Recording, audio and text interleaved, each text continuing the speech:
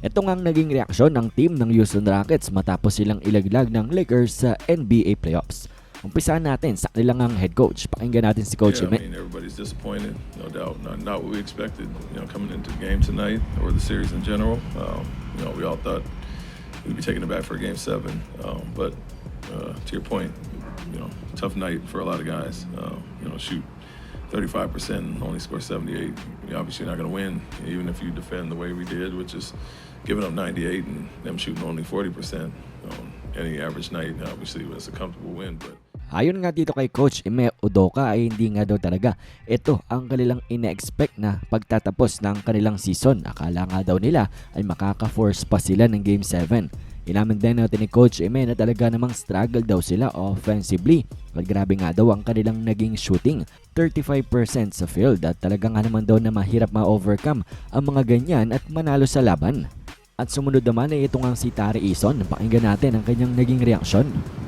Tari, just starting off, overall emotions. What do you feel like after this game, and what do you feel like didn't work for you guys tonight? It's tough, man. We rallied back in a very unconventional situation. We fought. I'm proud of us. I'm proud of the young guys. I'm proud of everybody else. You know what I'm saying? 1 through 15. It's just a lot of emotions. Well, dito nga'y halatang malungkot pa itong si Tari Eason at hindi pa nga siguro makapaniwala na tapos na ang kanilang NBA season.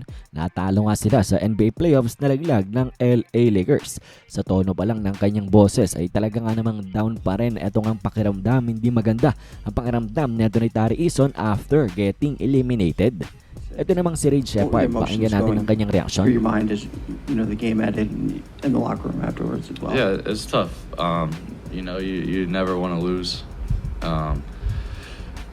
especially to end the season. But I'm super proud of the guys, super proud of the team, the coaches. Especially going down 3-0, the way that we lost that game 3. We could have very easily shut it down and gave up, but we didn't. We fought. We played a really, really good 2 games, and it sucks that tonight we didn't play our best game. But yeah. Sumunod naman, itong si Alperen Sengun. Pakinggan natin ang mga as sinabi much as you're niya. willing to share, what were you guys saying in the locker room just now after, a tough night?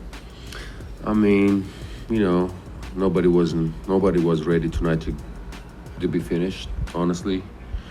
It hurts, of course, but, be proud of each other. I'm proud of them. I love them.